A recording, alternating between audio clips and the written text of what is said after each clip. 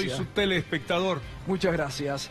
Señoras y señores, el placer enorme en esta nueva casa, en esta apuesta que hace todo C5N para seguir estando, para seguir marcando, como yo les digo, diariamente la realidad. Gracias a C5N, gracias a Minuto 1, que te permite mostrarte lo que otros no te muestran, contarte lo que otros no te cuentan, en un momento realmente muy mentiroso de gran parte de los medios en la Argentina. Pero estamos, pese a que muchos deseaban que no estemos, aquí estamos, y con todo un desarrollo tecnológico que va a estar viendo, y agradecemos el esfuerzo de las autoridades de C5N con semejante inversión y apostando también, por supuesto, a la República Argentina. Y vamos ya con los temas que serán noticia hoy, mostrando la realidad aquí en Minuto 1 con el hashtag pobreza infantil. Mire estos números, chicos pobres, 7.600.000, 6 de cada 10 niños son pobres en la Argentina, y sobre todo en el conurbano bonaerense, donde la cifra asciende al 70% de pobreza entre los más chicos. Uno de los temas que vamos a estar hablando esta noche. El segundo, crisis laboral, 3.728 despidos por mes, una cifra que asusta, una cifra que marca la realidad de la crisis laboral que vive la República Argentina. Enseguidita lo vamos a estar hablando con Sergio Palazzo, titular de la Corriente Federal. Y además, las internas en el gobierno que no paran. Elisa Carrió, en el gobierno de las grietas, disparó contra el jefe de gabinete Marcos Peña, pero también contra el ministro de Transporte Guillermo Dietrich, por la creación de la Dirección Nacional de Movilidad en Bicicleta. Lo estuvimos hablando la semana pasada y hasta la propia Carrió salió a criticar la implantación de esta absurda dirección y que va a cobrar 70.000 pesos por mes. Enseguidita vamos a estar con este tema. Pero además, lo que ha sido hoy, la ofensiva judicial del gobierno contra la procuradora Gils Carbó. Desde que llegó al gobierno Mauricio Macri, quiere sacársela de encima por cualquier medio a la procuradora Gils Carbó. Y lo último, que estaría colocando al gobierno al borde de la ilegalidad, al borde de lo inconstitucional, quieren remover a la procuradora Gils Carbó por decreto. Sería esto realmente tremendo que así ocurran. ¿Por qué? Porque en la ofensiva judicial que el gobierno está desatando, en la ofensiva mediática judicial que el gobierno está desatando, le toca ahora el turno a Gils Carbó. En las próximas horas, en el marco de esta tremenda ofensiva judicial, mediático-judicial del gobierno y de varios medios, van a pedir la indagatoria de la procuradora Gils Carbó por la compra del edificio de la Procuración. Y el gobierno quiere basarse en ese tema para sacarla por decreto.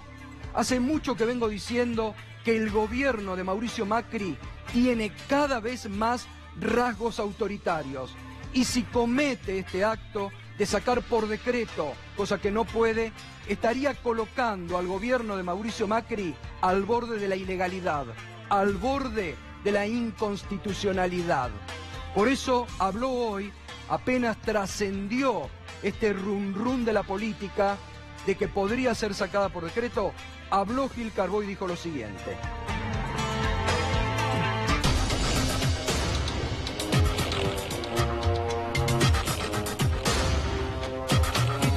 Enseguida vamos a poner, disculpe hoy, vamos a hablar de, enseguida vamos a estar escuchando a Alejandra Gils Carbó en la defensa que hacía y en lo que ella está anticipando va a realizar en caso de que, como ha trascendido, sea citada en los próximos días y que el gobierno intente sacarla por decreto.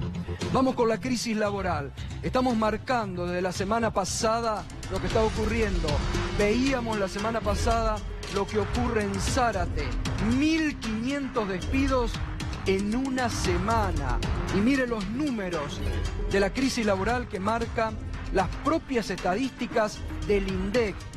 22.370 despidos y suspensiones en 6 meses, cuando el gobierno dice que está recuperando el empleo, cuando el jefe de gabinete dice que hay pleno empleo en la Argentina.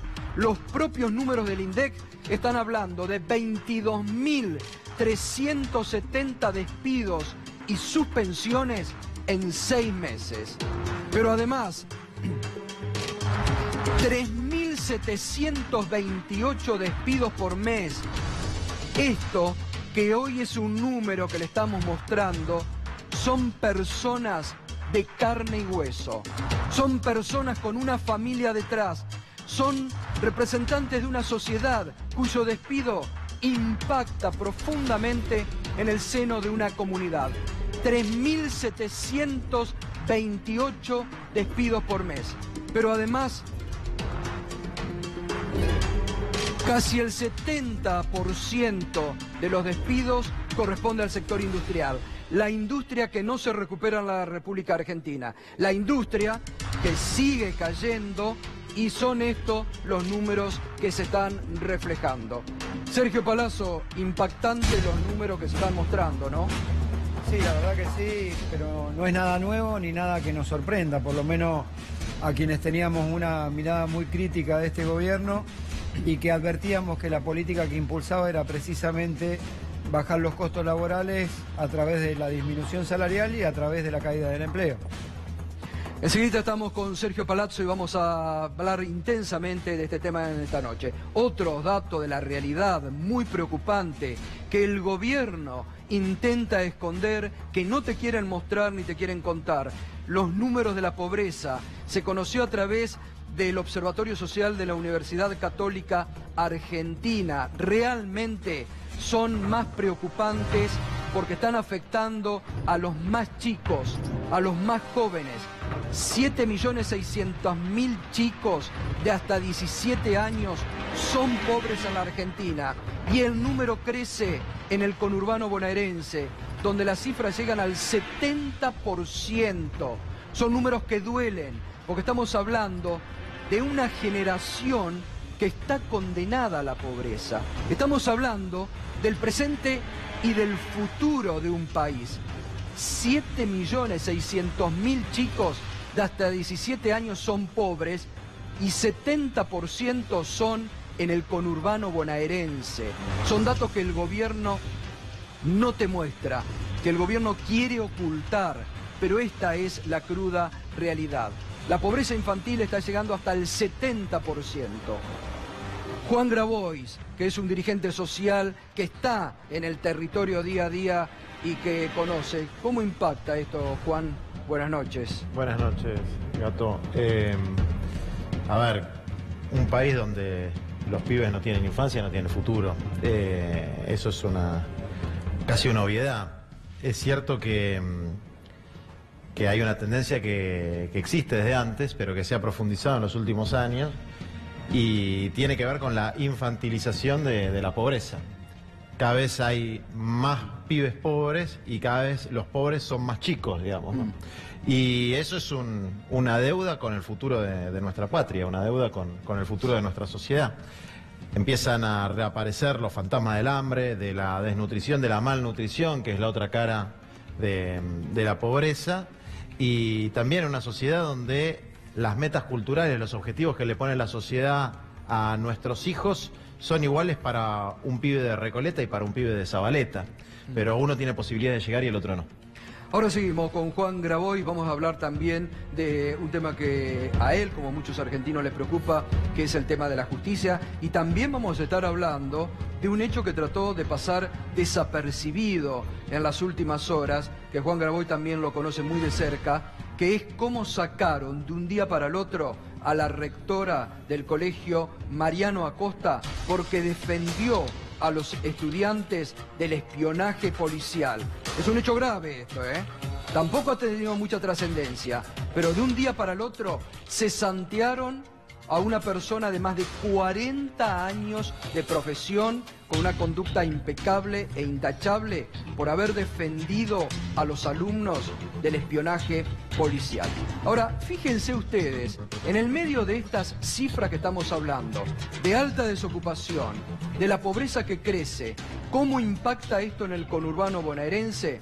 El economista Miguel Ángel Broda salió a reclamar en las últimas horas $1 alto, recontra alto. ¿Se acuerdan cuando Cavallo dijo esa frase, $1 recontra alto? Bueno, dijo Miguel Ángel Broda, el atraso cambiario es muy fuerte.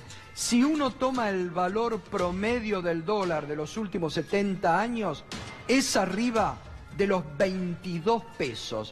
Es decir, que Broda, este economista tan allegado al establishment y a la City, está pidiendo $1 a 22 pesos. Y uno se pregunta, ¿cómo puede impactar $1 de 22 pesos en los precios? Si con la devaluación del 6,6% que hubo en las últimas 2 semanas, ya lo contaba Alejandro Berkovich la semana pasada, han llegado listas con aumentos de entre 8 y 10% los alimentos. Augusto Costa, $1 a 22 pesos, ¿cómo estaría impactando en el precio de los alimentos? Bueno, por supuesto, cualquier devaluación en la Argentina se expresa en una suba del precio de la mayor parte de los bienes y particularmente de los alimentos, con lo cual realmente leer declaraciones o escuchar a economistas ortodoxos proponiendo una devaluación tan brutal cuando acabamos de tener una devaluación del 60% del tipo de cambio en diciembre de 2015, lo que nos trae por delante realmente es más pobreza, y todos estos números que estaba mostrando Gato y que Juan comentaba, es básicamente lo que nos está proponiendo hoy el macrismo con sus políticas y que el establishment le está pidiendo todavía más. Es decir, parece ser que no alcanza con todas las políticas que viene desarrollando el actual gobierno y que están teniendo las consecuencias sociales y económicas que tienen, y parece ser que nunca es suficiente. Por eso creo que es un momento clave para que nosotros entendamos hacia dónde nos está llevando el gobierno y que por este camino no hay salida más que para mayor pobreza y peores condiciones de vida. Bueno, ahora vamos a seguir hablando con Augusto Costa, ex secretario de Comercio Interior, sobre el impacto en los precios que tiene la suba del dólar. Pero vamos a escucharlo, por si le queda alguna duda a lo que dijo Miguel Ángel Broda. Situación sin empleo, o sea, claramente el empleo no reacciona, y la parte que reacciona, probablemente el empleo formal, es empleo totalmente improductivo. Realmente asalariados formales crecieron básicamente nada, creció básicamente bastante la construcción, casi 25.000 empleos, pero cayó en la industria, o sea que esta es una recuperación amarreta en términos de empleo, y eso claramente pesa. La magnitud del atraso cambiario es muy fuerte, digamos. Usted toma el promedio de 70 años, el tipo de cambio en pesos de hoy es arriba de 22, toma el promedio de 40 años, es arriba de 22, toma el promedio de 20 años, y también el presidente ha comprado la idea que el tipo de cambio es flotante, el tipo de cambio está en equilibrio, y eso no es cierto. Bueno, esto es lo que pide Miguel Ángel Broda a nivel laboral y de los laburantes. Sergio Palazzo, ¿cómo estaría impactando esto que pide los economistas de la City? Coincido con lo que decía recién Costa, es decir, cualquier situación de evaluación impacta directamente en los precios, más aún cuando en el país se decidieron dolarizar las tarifas de los servicios públicos, de los combustibles. Cualquier devaluación se traslada automáticamente en precio, y claramente es un gobierno que ha decidido, por vía de la rebaja salarial, por vía de inflación, a paritaria que no llegan a la inflación, y después no permitir una discusión que recupere ese poder adquisitivo. Así que es una situación muy preocupante, más aún cuando sabemos que Broda, más que economista, es un lobista de los grandes centros financieros de la Argentina y de los grandes hombres del poder en la Argentina. Muy bien, enseguida nos metemos con todo este debate, ¿eh? El gobierno, recién se los contaba, ha desatado la ofensiva final contra la procuradora Gils Carbó. Ha procurado por todos los medios sacarla, porque les pesa, porque le molesta. Este gobierno, que decía que venía a defender a la justicia independiente, quiere sacar por decreto que lo pone al borde de la ilegalidad y de la inconstitucionalidad, y lo pone con rasgos autoritarios muy marcados, quiere sacar, va a intentar sacar en las próximas horas a la procuradora Gils Carbó por un decreto del presidente de la República. Esto decía hoy la procuradora Gils Carbó. ¿Usted cree que la van a echar por decreto? Eso vienen anunciando los medios. Eso viene defendiendo el diputado Tonelli y otros funcionarios del Poder Ejecutivo, la posibilidad de destituir a la procuradora por decreto. El ministro Garabano, ¿cuántas veces ha dicho que el juicio político no es aplicable a los fiscales, sino que solamente a los jueces? ¿Y qué haría usted si mañana o esta tarde aparece un decreto diciendo que usted ya no está en el cargo? Bueno, sería un acto totalmente inválido. Si es necesario, habría acciones judiciales, habría además una muy fuerte reacción de los organismos institucionales. Usted fíjese... ¿Usted no se iría? ¿Abandona su despacho? Sí, no sé. Yo no puedo acatar un acto de esa invalidez, porque imagínese que entonces expondría a los fiscales a que también fueran destituidos por decreto. ¿Y por qué no los ministros de la Corte? Si las leyes nos asimilan en todos nuestros regímenes al Procurador General y al ministro de la Corte. ¿Usted cree que en definitiva el gobierno quiere su cargo por estas cuestiones? Lo ha dicho el propio presidente. ¿Qué ha dicho a los inicios cuando me pedía la renuncia? Quiero poner un hombre de mi confianza. Un hombre, además, aclaró, ¿no? No tenía que ser varón. Bueno, recordemos que varios fiscales muy cercanos al gobierno, fiscales muy obedientes a la hora de citar a indagatorias, de promover investigaciones sobre la expresidenta Cristina Fernández de Kirchner, o de promover investigaciones sobre cualquier tema sobre el gobierno anterior, hay varios fiscales cercanos al PRO que quieren el lugar de Gils Carbó. Que el gobierno de Cambiemos, que el presidente Macri le ha ofrecido el cargo a varios de estos fiscales mediáticos cercanos al PRO, reitero, que andan por los medios y que cumplen a rajatabla con la agenda mediática judicial que diariamente marca el gobierno. Por eso también la quieren sacar a Gils Carbó, porque han prometido ese cargo a uno de sus fiscales amigos para promover, para tapar, para todo aquello que sea investigación sobre algún funcionario del gobierno, no hacerlo más, archivarlo como lo están haciendo ahora. Reitero, si el gobierno de Macri, que ya ha apelado en otras oportunidades a decretos de necesidad de urgencia, que ha intentado en los primeros meses de su gobierno gobernar a través de decreto, quiere sacar de un decreto, lo estaría poniendo al borde de la ilegalidad y de la inconstitucionalidad. Esto es un dato que hay que tener en cuenta. En las próximas horas, el fiscal Tayano va a convocar, va a citar a indagatoria a la procuradora Gils Carbó por la compra del edificio de la Procuración, que la propia procuradora ha dicho que ella no ha tenido nada que ver y ha admitido que ha habido irregularidades y que ha ofrecido todas las pruebas. Pero evidentemente, detrás de eso está la ofensiva del gobierno para sacarla por decreto, que sería, reitero, un rasgo alarmante de autoritarismo del gobierno de Cambiemos. Bueno, nos metemos ya de lleno. Ay, Mariano, buenas noches, ¿cómo te va? ¿Qué tal, Gato? ¿Cómo te va? Buenas noches. Muy bien. Encuestas que se han conocido el fin de semana, ¿no? Así es, Gato, hubo encuestas para todos los gustos y colores.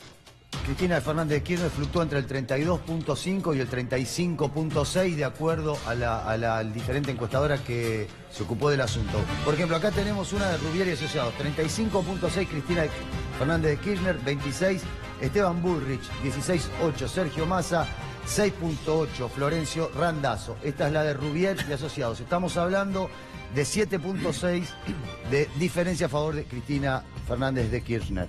También se conoció una de CEOPS de Roberto Bachmann, 33.5, 29 para Cristina Fernández de Kirchner, 29.8 para Bullrich, 18 para Massa, 4.7 para Randazzo. Estamos hablando de acá una diferencia del 3.7. La más ajustadita, Gato, si te interesa, insisto, para todos los gustos y colores, Opina Argentina, 33 puntos para Cristina Fernández de Kirchner, 32 para Bullrich, 17 para Massa y 6 para Randazzo. Estamos hablando de que en todas las encuestas, en las 5, ganadora Cristina Fernández de Kirchner entre 1 punto y 7.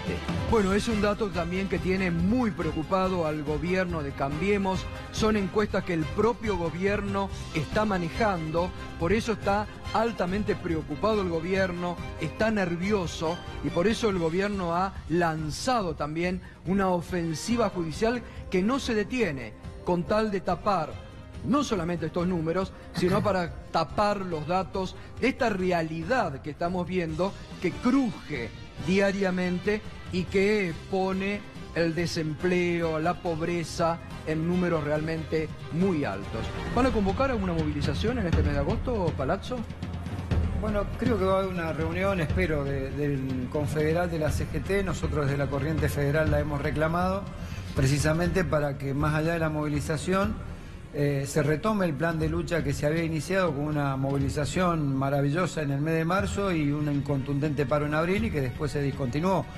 Nosotros entendemos que tiene que haber una acción conjunta del movimiento obrero, independientemente de las centrales donde esté cada uno, con el objetivo de ponerle un freno a este ajuste que, como mostrabas en los números, es brutal, golpea fuertemente en la clase trabajadora, no solo en la caída del poder adquisitivo del salario, en la caída del empleo, y esto seguramente va a condicionar la paritaria para discutir condiciones de trabajo a la baja, que es lo que pretenden por vía de disciplinamiento. Laboral. Ustedes estuvieron reunidos con la expresidenta Cristina Kirchner la semana pasada.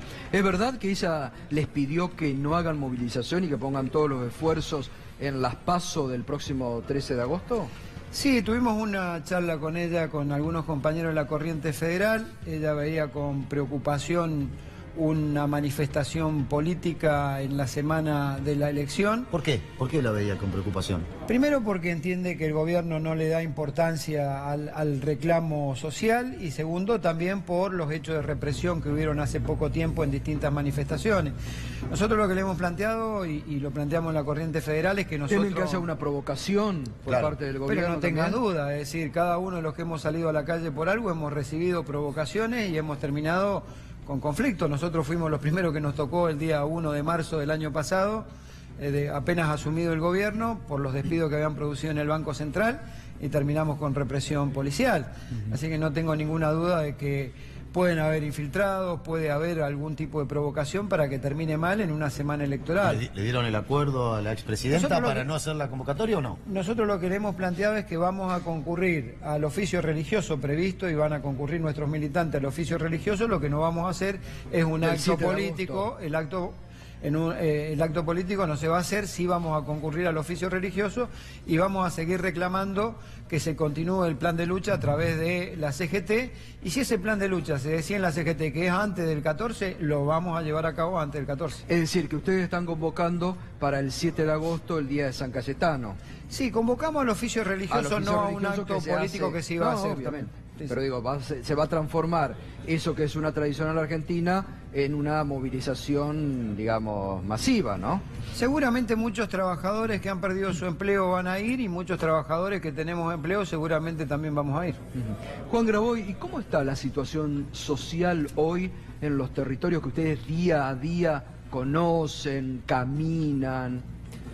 Hay una relación directa entre la situación laboral y la situación de la pobreza. Los problemas sociales y los problemas laborales son la misma cosa, ¿no? Y más allá de una cuestión estructural de la Argentina y el mundo, de que el empleo asalariado no es más el paradigma en el que se puede reflejar cualquier hijo de un laburante como futuro, en la Argentina, a mí por distintas circunstancias, me toca ver, qué sé yo, mis hijos van a un jardín en Villa Ballester, y uno de los papás del jardín es de la PepsiCo, y que son 600 familias que por una decisión que no tiene que ver con una crisis económica de la empresa. Es una forma de flexibilización laboral encubierta, de disciplinamiento de la fuerza de trabajo para que no se cumpla el convenio colectivo. Entonces, precarizar a través de la utilización de una planta en Mar del Plata y dejar a los laburantes, digamos, en Pampa y en La Vía, con una indemnización que ya sabemos como pasó en YPF en los 90, te dura 2 o 3 años y después el kiosco se te fundió, lo que te pusiste con la indemnización.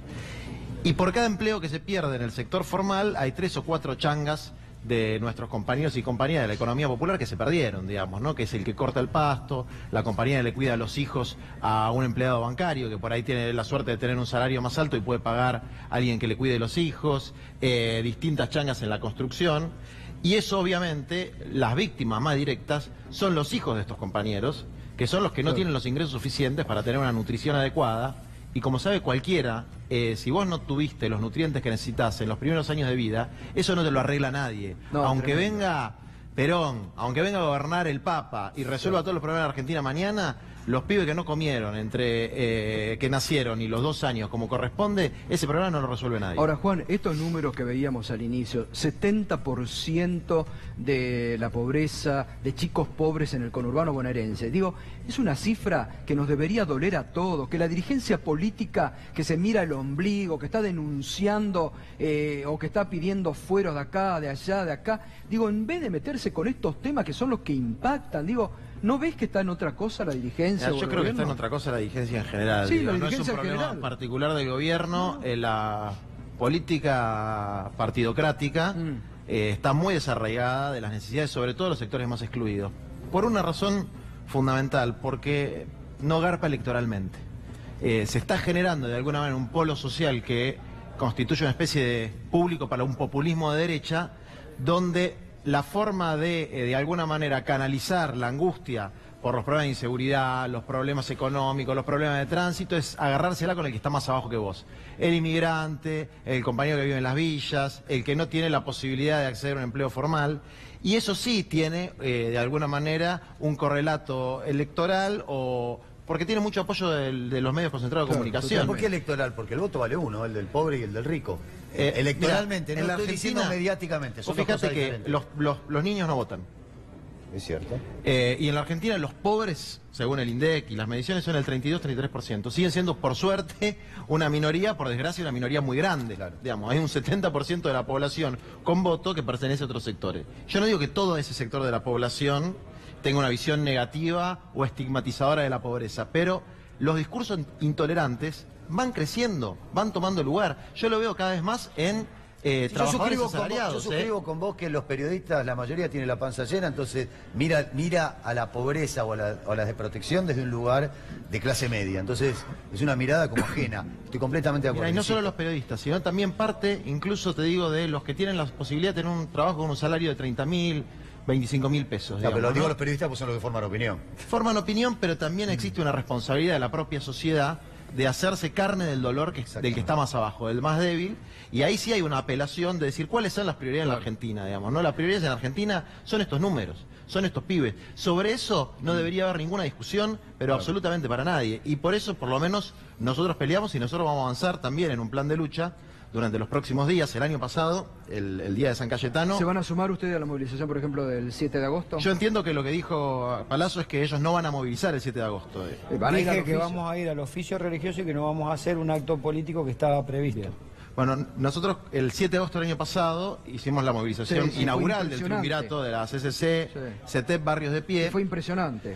Nosotros tenemos una perspectiva, no somos organizaciones partidarias, aunque hay militantes partidarios de nuestras organizaciones. También nos parece que por ahí la fecha es un poco cercana a las elecciones, pero de aquí al 7 de agosto va a haber una serie de medidas de lucha. Ahora seguimos. Augusto Costa, ¿y por qué el gobierno no puede controlarse? Le dispara nuevamente ahora en julio la inflación, siguen los precios de las góndolas al rojo vivo. Bueno, porque en primer lugar, la política del gobierno que estamos describiendo las consecuencias y que vos mostrás el número del conurbano, pero esos números son los que vemos todos los días. A mí me toca trabajar en la zona de Congreso y realmente caminar por Callao es todos los días ver familias con nenes cada vez más en situaciones realmente muy malas, y todo esto se potencia con las políticas del gobierno, es decir, son directa consecuencia de las políticas del gobierno. Entonces, en primer lugar, tanto que se habló de autocrítica que supuestamente faltaba al gobierno anterior, yo creo que hoy en día el gobierno tiene que hacer autocrítica de cómo sus políticas generaron toda esta situación de dolor y de angustia a un montón de gente. Entonces, está en una encerrona el gobierno porque, como decía Broda, desde sectores que se benefician con la devaluación directamente, que son en general los ganadores del modelo, es decir, el sector agroexportador, sectores que pueden aprovecharse de la disparada de precios para concentrar más mercado. Bueno, esos sectores que le piden más devaluación lo corren por derecha al gobierno. Lo corren al gobierno, claro. Y el gobierno entonces está en una situación donde no devalúa y los precios van subiendo porque desmarteló todos los mecanismos de control de precios también. Totalmente. Con lo cual, suben los precios, no devalúa, le piden más devaluación, devalúa, vuelven a subir los precios y es una espiral donde los que la pagan son los sectores más vulnerables, son los trabajadores a los cuales les quieren poner pies en las paritarias y donde si no recuperan el poder adquisitivo perdido, después esto es un círculo vicioso. Entonces, esa es la política del gobierno hoy y obviamente favorece a sectores concentrados y perjudica a las mayorías populares. Entonces, tu pregunta es ¿por qué el gobierno está haciendo esto? ¿Por qué no le sale? Bueno, yo creo que es muy insensible este gobierno. Realmente todo esto que nosotros discutimos y nos duele y nos preocupa y que vemos todos los días, no le mueve un pelo, porque ellos están trabajando y pensando en un país para otra gente. Fíjate que el otro día el propio dueño de la Anónima, ¿no?, que es el tío de nuestro secretario de Comercio. Exactamente, del secretario de Comercio, dijo él que había sido el primer trimestre, el de este año, más desastroso de los últimos, desde el 2002 a la fecha, el trimestre más desastroso para su cadena de supermercado. Digo, uno de ellos lo está diciendo. Es que después empiezan estas cuestiones donde terminan perjudicándose muchos de los que apoyan este modelo, este gobierno, pero que tenemos desde enero de 2016 caída permanente del consumo. Obviamente, a la Anónima, a las grandes cadenas de supermercados, si bien terminan subiendo los precios, que no tenemos margen, la caída de volumen le termina pegando y hoy están sufriendo las consecuencias. Pero además, y retomo lo que decía Juan respecto a las cuestiones de nutrición, cuando estamos en una situación de subida de precio de alimentos, para que la gente lo vea, en diciembre de 2015 la leche salía a 10 pesos el sachet, hoy sale 20 o más, o sea, no se encuentra, y nada, el salario de la gente no se duplicó, esa es la pobreza. Entonces, hoy estamos en niveles de consumo de leche per cápita, o sea, por persona, de niveles de 2002. Con lo cual, eso es tremendo y eso es hipotecar a nuestros niños las generaciones futuras. Ahora seguimos con el debate que está muy interesante con los temas de actualidad, pero volvió a la carga este fin de semana Elisa Carrió. Disparó contra el jefe de gabinete, por ejemplo, Marcos Peña. ¿Qué dijo Elisa Carrió sobre el jefe de gabinete, Marcos Peña? Los discapacitados, las personas con capacidades diferentes. Hubo un error. No es una decisión del presidente. No es que el presidente es insensible. El presidente quería llevar justicia. Esto es decir, sáquenle al pueblo ese que tiene más discapacitados que habitantes. Eso está bien. Está. Bueno, pero agarrar una planilla Excel y empezaron a... Ahí comete un error el técnico, el tecnócrata, el tipo de la administración, y se olvida de una resolución y se cometen en 70.000, 18.000 errores claros. A mí me lo dijo Mario Quintana. El presidente no dijo saquen. Hay un error de administración y en todo caso de la jefatura, la vicejefatura de gabinete. Bueno, dice Elisa Carrió que el presidente no es insensible, que los tecnócratas, dice Mario Quintana, el jefe de gabinete, sale a defender al presidente. Yo creo que no es así. Yo creo que en un país el que toma las decisiones políticas es el presidente de la nación. Y cuando se habla de economía o de medidas de Estado, la responsabilidad recae en el presidente de la nación. Para que haya más o menos pobres no hace falta una decisión económica, hace falta una decisión política. Totalmente. Y la decisión política de él es hacer más rico a los ricos y más pobre a los pobres en la Argentina. Vino a recuperar el empoderamiento que perdieron en años de gobiernos populares. Además hay que decir, no sé si Juan vos tenés algún dato, pero que las pensiones por invalidez que le han sacado a 170.000 personas y que desde el Ministerio de Desarrollo dijeron que le iban a restituir, no las han restituido aún. Es decir, que hay mucha gente necesitando esos 4.500, 4.900 pesos que no han sido restituidos aún. Sí, Gato, dejá que te aporte un dato más. La Superintendencia de Salud no está pagando las prestaciones de la gente que tiene problemas de discapacidad. Eso pagaron febrero y marzo. No pagaron nunca más. No, la verdad, yo en Nobleza Obliga, yo tengo conocimiento de que se restituyeron la mayoría de las pensiones caídas en este recorte que hubo, sí, digamos, las 170.000. No sé si todas, pero muchísimas se restituyeron, sí. Pero hay algo que tiene que ver con esto de los Excel, que es ver la vida a través de una planilla de Excel. Yo no creo que el presidente esté durmiendo la noche pensando tengo ganas de construir más pobres, de crear un país lleno de pobres y que haya muchos pocos ricos y muchos... La verdad que no pienso, no veo el mundo de esa manera, no creo que sea su intención, digamos. Creo que hay una concepción que está en este gobierno y que tiene que ver con ver la vida a través de las celdas de una planilla de Excel. Claro. Entonces tocas un botón y 17.000 personas, bueno, fue un error, digamos, ¿no? Y yo creo que eso es más profundo que una simple perversión o malignidad, que no pasa por ahí la cosa, y que tiene que ver también como hemos perdido un poco el sentido de pueblo y de comunidad en nuestro país en términos generales. Bueno, y también decía Elisa Carrió, salió a criticar, dijo que hay que bajar el déficit fiscal y se refirió a la creación de la Dirección Nacional de Movilidad en Bicicleta. Va a ser duro hasta que bajemos la inflación núcleo. ¿Qué tiene que bajar? ¿Qué tiene que hacer el gobierno? Reducir déficit fiscal, por ejemplo, designar un director nacional de bicicleta. Este gasto es innecesario. Innecesario. Así es. ¿A vos te pareció una cosa como frívola? Claro, hay que reducir gastos, porque si no estamos gastando más de lo que tenemos, llega un momento que los intereses te matan. Perdón, y la cantidad de ministerios que tienen, ¿no? Eso se va a reorganizar después de las elecciones. ¿Sí? ¿Van a haber menos ministerios? Sí, sí, sí. Bueno, es increíble, es una nueva contradicción del gobierno. El presidente Mauricio Macri, este gobierno, fue el que aumentó considerablemente el número de ministerios. Lo llevó a 23 ministerios. Entonces, la lógica de Carrió que dice, bueno, dos cosas, pero fíjense la contradicción. ¿Qué dice Carrió? Tenemos que ganar las elecciones. Tenemos que ganar las elecciones y después de octubre serán los 2 próximos años maravillosos de inversiones. Es lo mismo que decían en este programa los dirigentes de Cambiemos y del PRO antes del 10 de diciembre del 2015, cuando venían y decían, gana Mauricio Macri y al otro día llueven las inversiones en la Argentina, porque Mauricio Macri despierta confianza en el mundo y llueven las inversiones. Y estamos esperando todavía las inversiones.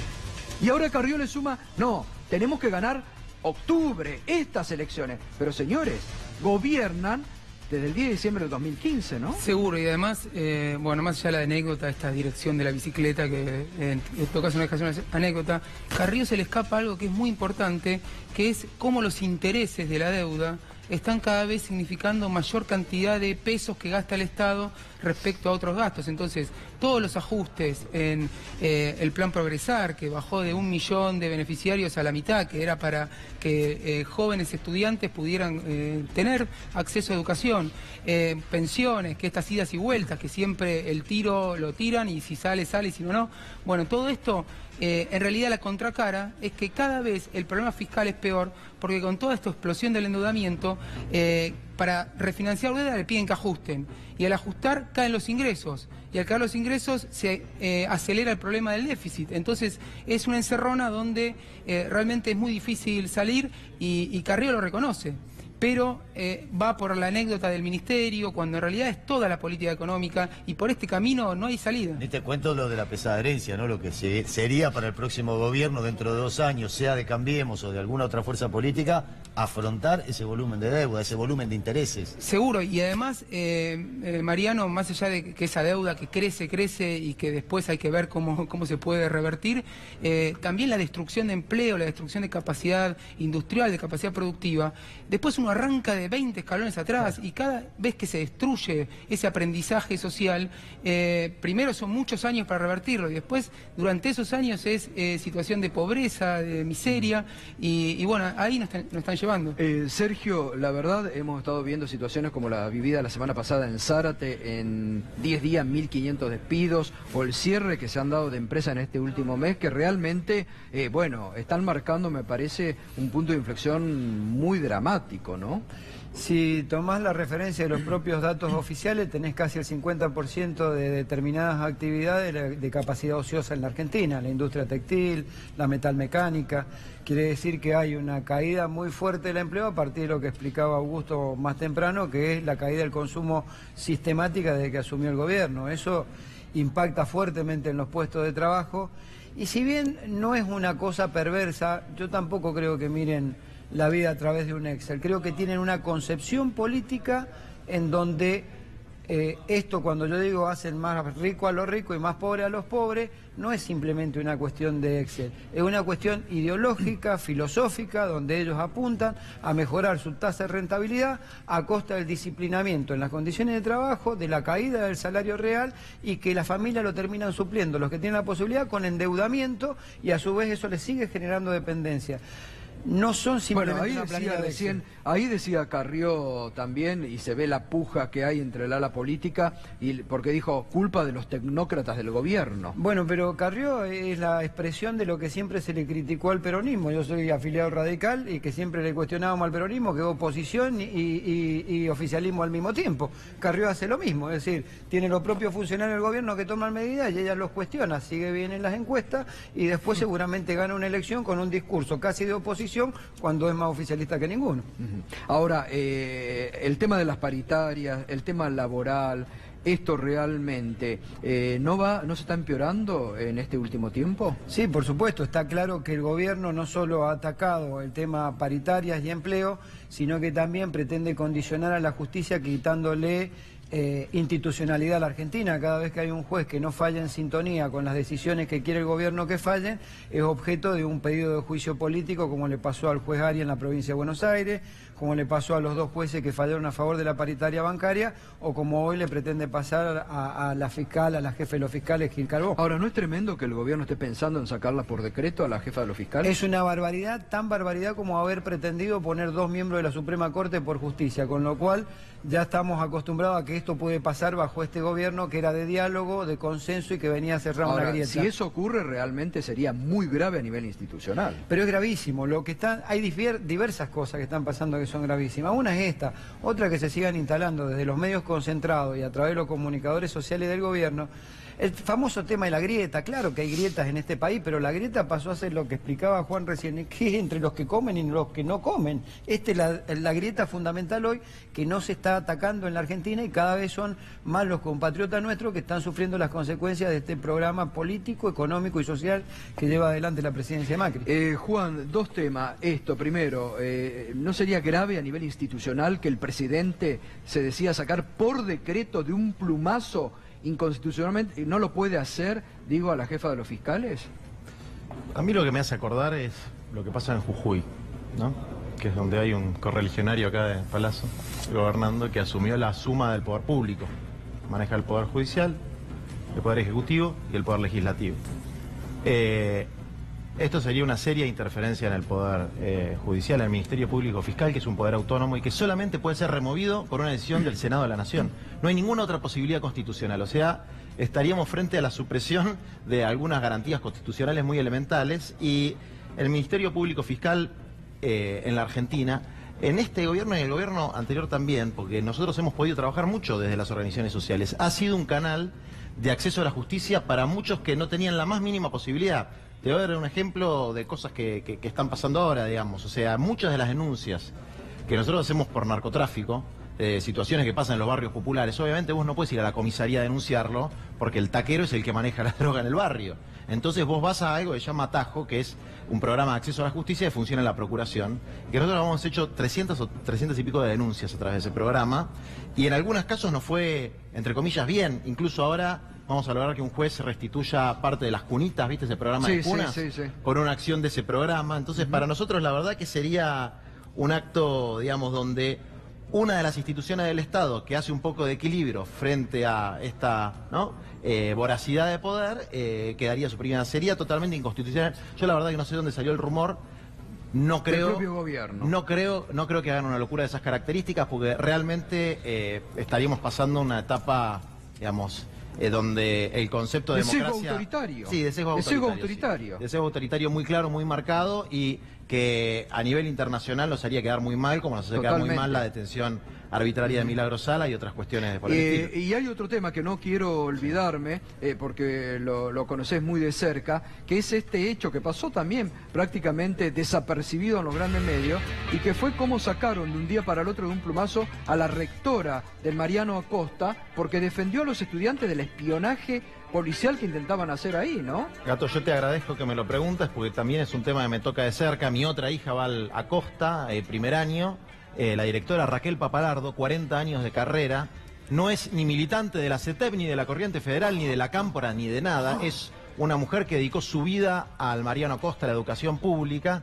El único crimen que cometió fue decirle a un policía armado que fue a hacer preguntas inadecuadas sobre las actividades del centro de estudiantes que se retire. La dejaron cesante, sin laburo, sin jubilación, y dejando a más de 1000 pibes de esa escuela sin posibilidad de terminar el ciclo lectivo correctamente, con una conducción adecuada en la escuela. Algo absolutamente ilegal, desde luego. Toda la comunidad educativa está atrás de esto. ¿Quién la removió? El Ministerio de Educación de la ciudad, que lo dirige una señora que se llama Cunha, que tienen como una cosa rara con los niños, porque es la pareja de Kravets, que fue el que mandó la represión, ¿te acordás? Sí, Gato, que vos me hiciste Lanús, entrevista, de Lanús. Y bueno, eso lo digo un poco anecdóticamente, pero la verdad es un hecho gravísimo, porque se está atentando contra el derecho de estos pibes a estudiar y a tener una educación de calidad en esa que es una de las mejores escuelas públicas de la Ciudad de Buenos Aires. Augusto, ¿se dispara en julio la inflación, como están diciendo ya hoy muchos encuestadores privados? Mira, mañana el INDEC va a publicar por primera vez el índice de precios nacional, que es una novedad porque nos va a dar una referencia de la inflación a nivel de todo el país, en 6 regiones, y debería ser más representativo que el índice que viene mostrando hasta ahora. Obviamente, con los aumentos de prepaga, con los aumentos de combustibles, con los aumentos que vienen todos los días sucediéndose, y sobre todo con esta expectativa, primero de que hubo un 6,6% de aumento del tipo de cambio, pero que después de las elecciones también, más allá del ajuste, se espera una nueva devaluación, y todo eso suele anticiparse a los precios, más allá de lo que es julio, un mes que por las vacaciones y la suba de entretenimiento es un mes de inflación alta, pero me parece que la pretendida desaceleración de la inflación que el gobierno viene anunciando, en realidad lo que vemos es que no está llegando, y que la pauta inflacionaria prevista por Sturzenegger, ni de cerca. Olvídate, y ¿no? es paradójico, porque siguen sosteniendo que casi a mitad de año la van a cumplir, pero dicen no, lo vamos a lograr a fin de año. Entonces, pero de vuelta, más allá de los números, lo que importa es cuando uno va al supermercado. Si mañana el INDEC dice 1,5, 1,2 en junio, da lo mismo. Uno sabe que el sueldo cada vez le alcanza menos, que el sueldo va corriendo atrás de los precios, y que en realidad estos indicadores lo que nos van mostrando es cómo se va deteriorando la calidad de vida en la Argentina. Muy bien, estamos en el debate, en la realidad, minuto 1, inaugurando el nuevo estudio. Hacemos la primera pausa y enseguida venimos.